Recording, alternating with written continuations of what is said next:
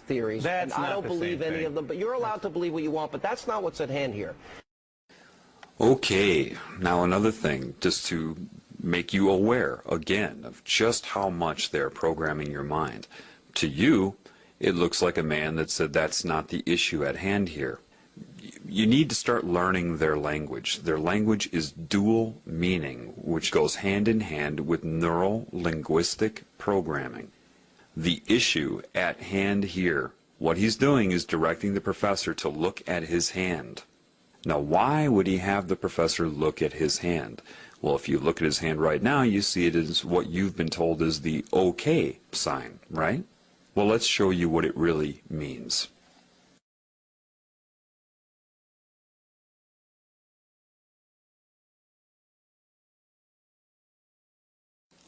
The OK symbol, as you see right here, means 666.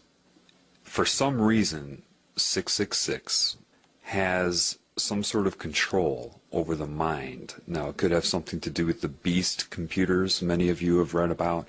It's sorcery. It is putting a hex on somebody. It is subconscious symbolism that somehow affects some people. It doesn't affect everybody. But he's using that, and he was directing the professor to look at his hand to use sorcery on him. It's not that one thing will work. They try to use as many combinations of things as they can. But that is a symbol, and it means 666, and that is why he told him to look at his hand, or the issue at hand here told his mind subconsciously to look at his hand. Do you see? And that is what just occurred there. That's not what's at hand here, meaning you are not allowed to believe what you want. And that also tells the population looking at him, because remember, he is also talking to people that are watching television. And so they are also instructed to look at his hand subconsciously or take notice of it subconsciously. And when he says you're allowed to believe what you want, but that's not what's at hand here, he's saying with the 666 rule over your mind, you are not allowed to believe what you want. And that speaks to your subconscious mind and programs people to not think. And that's what it means all around and all together. That's what just happened. Of them, but you're allowed to believe what you want, but that's not what's at hand here. The issue is whether or not you, with your bizarre theories, are the best. I think you have the bizarre theory. You think it was 19 bucks? Hang on a second. Okay, again saying his issues, his views are bizarre, right? But the reason he puts up his pinky there is because that is the weakest finger, that it would imply a small penis, not a potent man, using that in reference to him, saying that he is impotent, that he is bizarre, that he is weak, and that he is of the pinky. And that's why he chooses, of all fingers and all gestures, to speak about his theories, he puts his pinky up. And these are all subconscious sorcery methods. Again, sorcery is not some guy wearing a magician's hat. Part of sorcery is speaking to and manipulating the conscious mind from the subconscious. Well, it's a question whether or of not science. You, with your bizarre theories, are the best. I think you have the bizarre theory. You think it was 19 bucks? Guys with box cutters led by a guy on dialysis in a cave in Afghanistan? That's ridiculous. Yeah. I mean, that's the craziest conspiracy theory of all of them. Mm-hmm. Okay, I wish I had the Twilight Zone music. Now, here's my next... See, all he can say is something to discredit him. I wish I had the Twilight Zone music. And then the people watching the televisions that say, yes, that must be weird. Twilight Zone music is weird. And the honest and credible news reporter is saying that about him. Okay? Now you see that all the neuro-linguistic programming is starting to get to the professor. He's starting to screw up his words. He's starting to screw up his concentration. He's mispronouncing. That's because there's a lot of negative energy being focused on him, interrupting his thought process. So you can see how he's starting to screw up his words, but he's still holding, with all of that working against him and being unaware of those techniques, he still holds his own, but you start to see it get to him a little bit. I mean, that's the craziest conspiracy theory of all of them. Mm-hmm. Okay, I wish I had the Twilight Zone music. Now, here's my next question. The issue that is at hand here, you're entitled to have your opinion. I don't really care what you believe.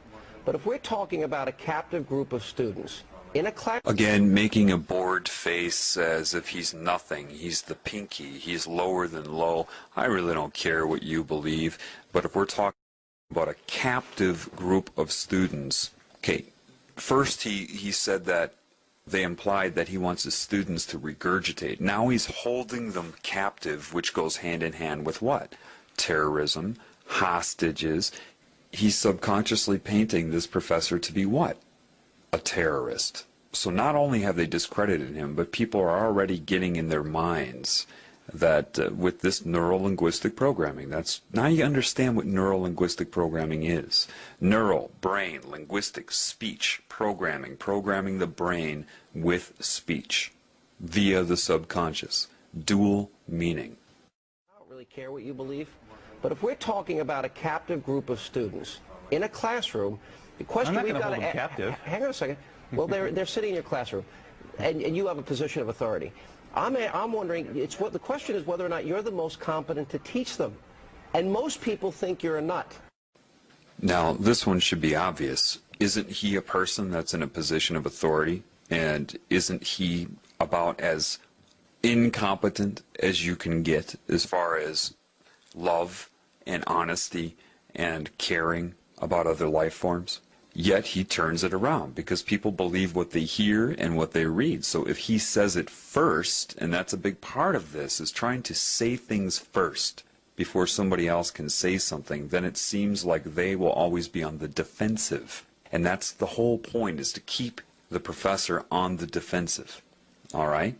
And saying that he is detrimental to his students, when the truth is Fox News is incredibly detrimental to you, just in this short clip I'm showing you here, and people are watching this all day long. And most people think you're a nut. Most people think your views are not even worth listening to. We just had a poll here in Madison, and we found that 90% of the respondents at Channel 3000 poll said that I should be allowed to teach. Only 10% said I shouldn't. That's the question. And 60%, I don't think what your views are. agreed with me about the questions I'm raising about 9/11. 60% of the respondents. I think you're in the minority. Right to speak. I don't think this is the proper forum, though, for people that hold extremist views like yourself. Okay, first of all, when he says no, like that, what he's doing is he's programming the television viewers' collective consciousness to disregard the results of that poll. He says no, and then your mind says no to the information he just gave. These are just little tricks he slips in there. And most people think he's a nut. What? But see, people watch that, of course, and they store that in their mind as fact. Of course, most people do not think he is a nut. But if he says that, he programs anybody watching this television program, hint, hint, that everybody thinks he's a nut. So I will too, to fit in. Where did he get that number? How does he know most people think that he's a nut? Think about it.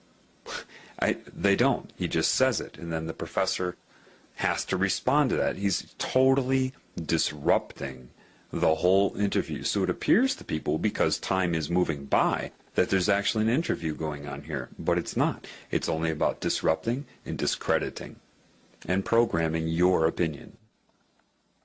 Okay, first of all, I used to live in Madison, Wisconsin, and I can tell you that people did not think that he was crazy. It was the television that began to program people to think that he was crazy.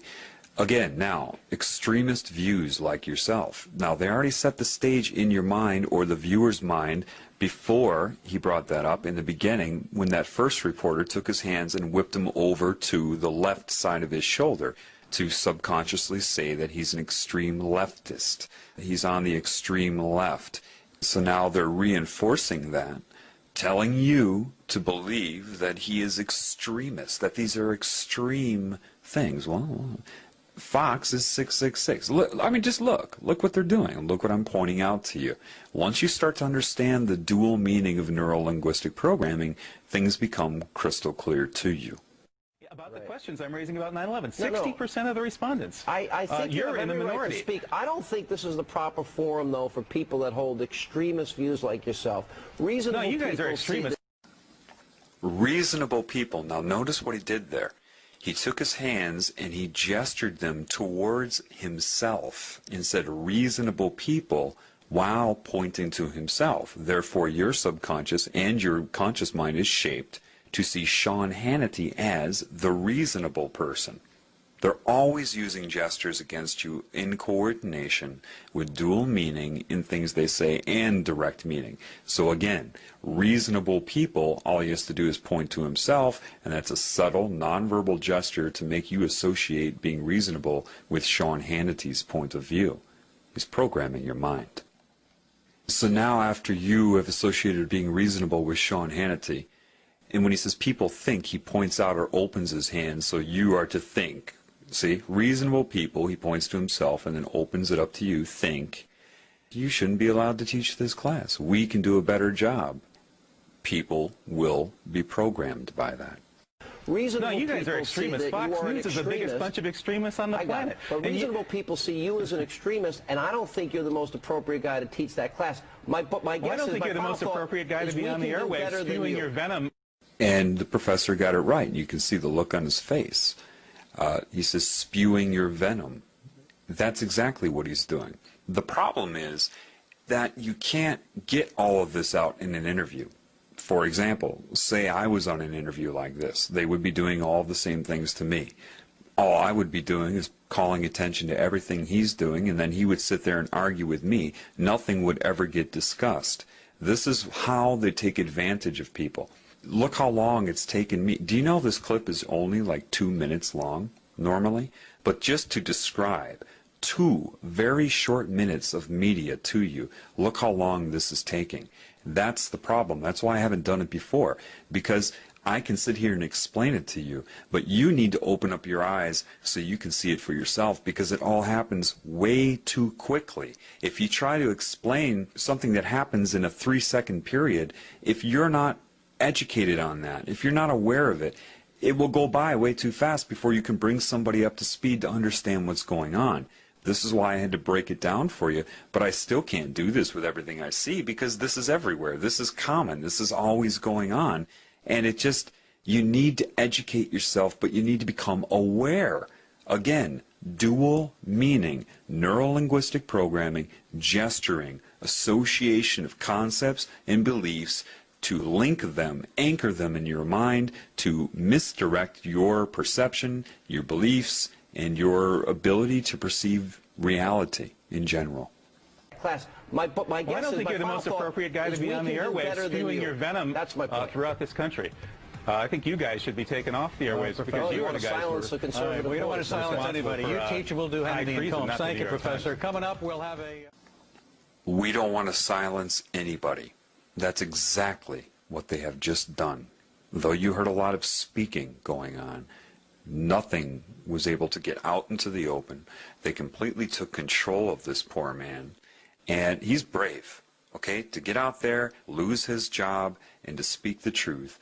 And they hound him like bees. They're using techniques that are hidden, that are sorcery. They're of sorcery in their nature.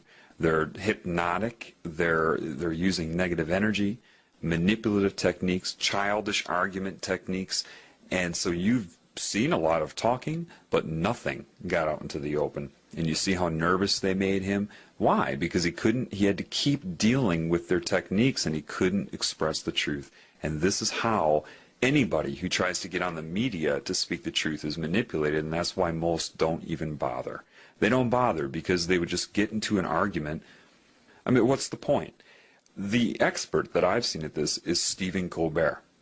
He was one of the biggest disinformation agents out there. He'll get somebody in for an interview and just completely distract, disrupt, discredit, and there is no interview. That's what I call Stephen Colbert's interviews. They're not interviews. They're Stephen Colbert using techniques to distract and discombobulate, basically. So this is why you don't get the truth in the media. Even if people do get a chance at airtime, they will be interrupted, misdirected, hypnotic suggestions to the audience that are watching it. You just can't. People that know the truth won't even try. They won't even try to go on the mainstream media, and people that do, it ends up like this. So until that is addressed, then nothing will ever